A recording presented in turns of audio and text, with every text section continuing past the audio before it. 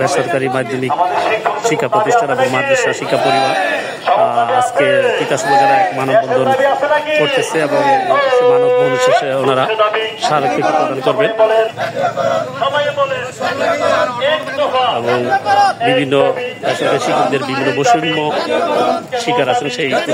আজকে লিপি প্রদান করবেন তিতাস উপজেলা পরিষদের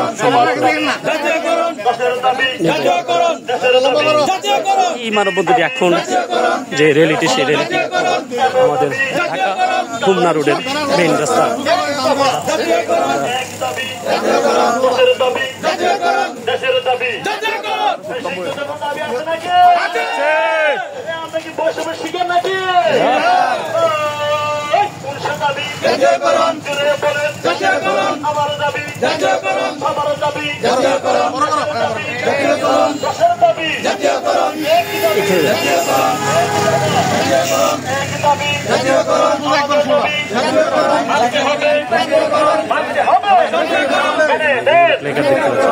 সবার জন্য শিক্ষা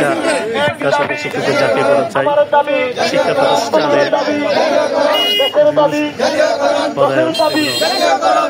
বৈষম্য দূরীকরণে মাধ্যমিক স্তরের বেসরকারি শিক্ষা প্রতিষ্ঠান জাতীয়করণ ও জাতীয়করণের পূর্ব পর্যন্ত শিক্ষা প্রশাসনের বিভিন্ন পদে সরকারি স্কুলে শিক্ষকদের পদায়ন বন্ধ রাখা এবং শিক্ষা সংস্কার কমিশন গঠনে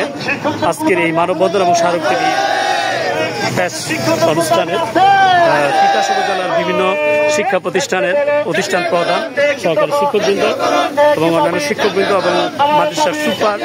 প্রিন্সিপাল সহ সবাই আজকে এই মানববন্ধনে অংশগ্রহণ করেছে।